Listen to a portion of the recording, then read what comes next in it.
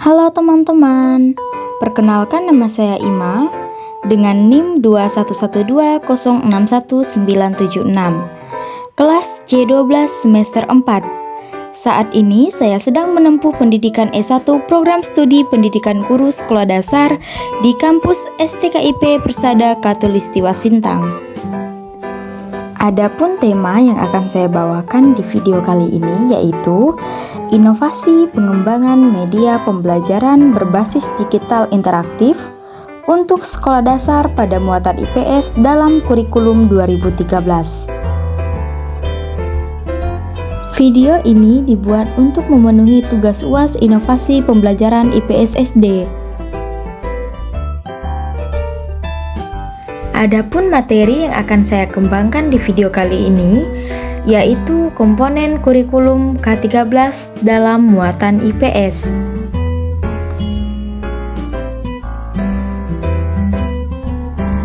Nah, pada video kali ini saya akan membahas mengenai komponen-komponen kurikulum.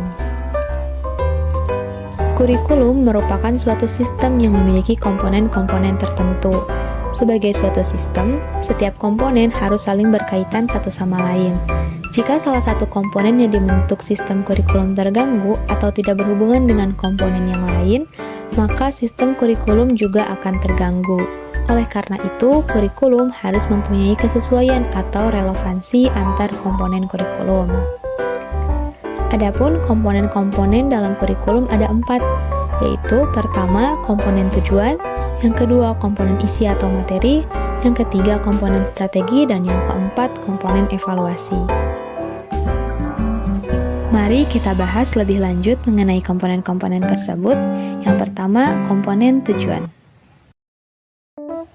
Komponen tujuan berhubungan dengan arah atau hasil yang diharapkan.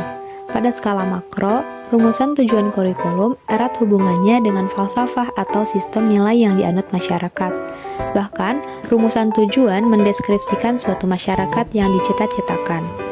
Pada skala mikro, tujuan kurikulum berkaitan dengan visi dan misi sekolah serta tujuan-tujuan yang lebih sempit seperti tujuan setiap mata pelajaran dan tujuan proses pembelajaran. Tujuan pendidikan mempunyai klasifikasi dari mulai tujuan yang sangat umum hingga tujuan khusus yang bersifat spesifik dan dapat diukur.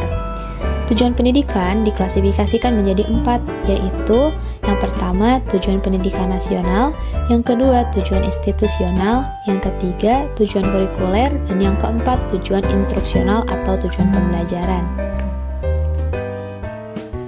Nah, mari kita lanjut pada komponen yang kedua yaitu komponen isi atau materi.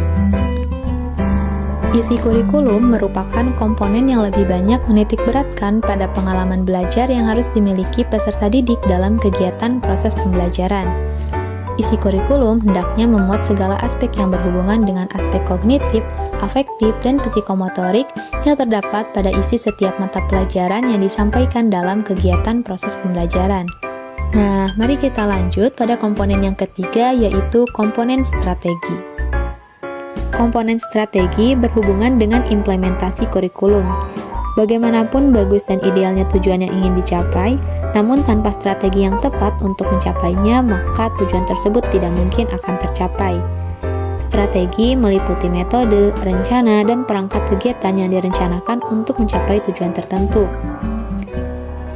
Menurut Undang-Undang Nomor 20 Tahun 2003, strategi pembelajaran di kelas hendaknya dilakukan dengan cara olah hati, olah raga, olah rasa, dan olah otak. Kita lanjut pada komponen yang terakhir yaitu komponen evaluasi. Dalam pengertian terbatas, evaluasi kurikulum dimaksudkan untuk memeriksa tingkat ketercapaian tujuan-tujuan pendidikan yang ingin diwujudkan melalui kurikulum yang bersangkutan.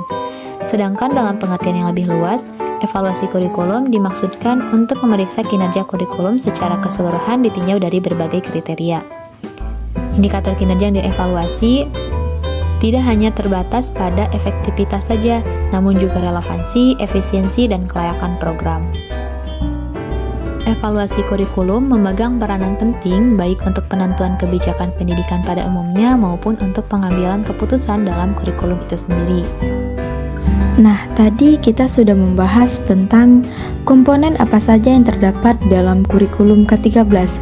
Sekarang kita masuk di bagian pengimplementasian pembelajaran di dalam kurikulum ke-13.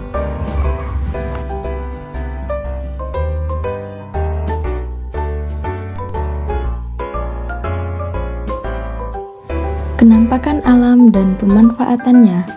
Kenampakan alam adalah segala sesuatu di alam yang merupakan hasil dari peristiwa alam. Indonesia memiliki berbagai bentuk kenampakan alam, mulai dari daratan hingga perairan.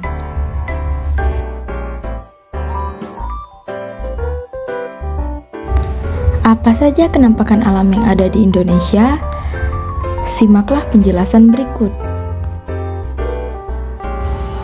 Pertama, dataran tinggi. Dataran tinggi adalah permukaan bumi yang ketinggiannya lebih dari 200 meter di atas permukaan laut. Dataran tinggi sangat cocok dimanfaatkan sebagai lahan perkebunan, peternakan, dan tempat rekreasi. Penduduk di dataran tinggi biasanya memiliki mata pencarian sebagai petani dan peternak. Perkebunan teh. Perkebunan teh banyak terdapat di dataran tinggi karena suhunya cocok untuk pertumbuhan teh.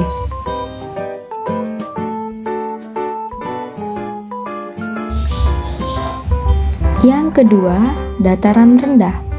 Dataran rendah adalah permukaan bumi dengan ketinggian 0-200 meter di atas permukaan laut.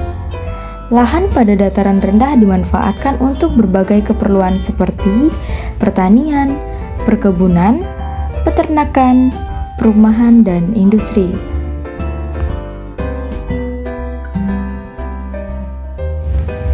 Adapun hasil pertanian di dataran rendah yaitu yang pertama yaitu padi, yang termasuk contoh pemanfaatan di dataran rendah.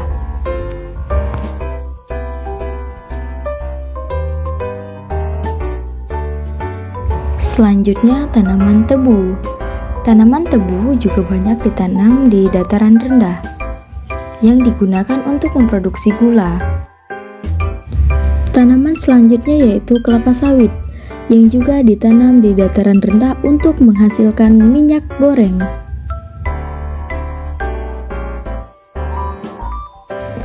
Adapun hasil peternakan di dataran rendah yaitu contohnya kambing dan ikan lele.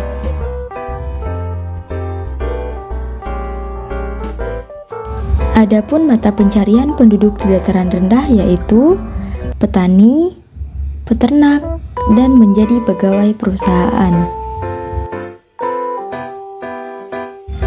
Yang ketiga adalah pantai. Pantai adalah daratan yang berbatasan langsung dengan laut.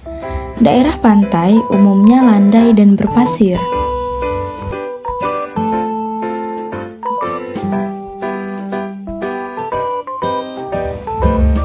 Berikut beberapa contoh pemanfaatan pantai.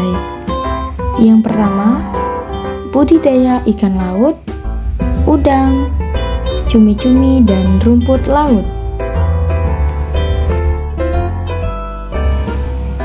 Yang kedua, pertanian garam.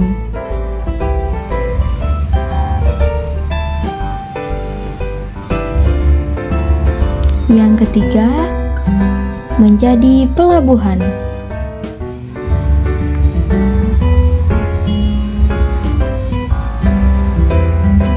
Adapun mata pencarian penduduk di dataran pantai yaitu nelayan, peternak ikan, petani kelapa, petani garam, dan menjadi penjaga pantai. Nah, apa saja kenampakan alam yang ada di daerah tempat tinggalmu? Coba sebutkan. Adapun ciri-ciri sumber daya alam yaitu salah satu contoh sumber daya alam adalah tanaman. Tanaman ada yang tumbuh di dataran tinggi dan ada juga yang tumbuh dengan baik di dataran rendah.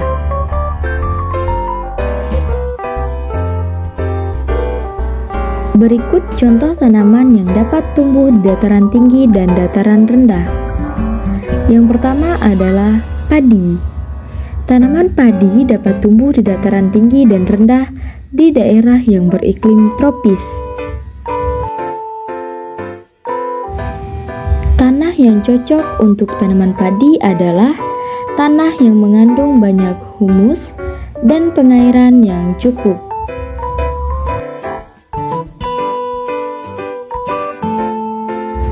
Pada awal masa tanam, tanaman padi harus digenangi oleh air.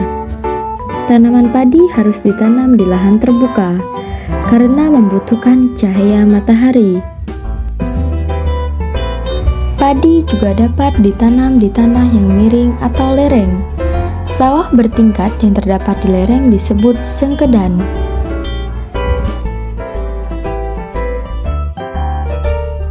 Yang kedua ada tanaman teh. Tanaman teh tumbuh di daerah tropis dan subtropis dengan curah hujan yang cukup tinggi. Tanah yang cocok untuk tanaman teh adalah tanah yang mengandung humus. Berbeda dengan padi, teh tidak memerlukan banyak air saat awal tanam. Semakin tinggi daerah penanaman teh, semakin tinggi pula kualitas teh yang dihasilkan.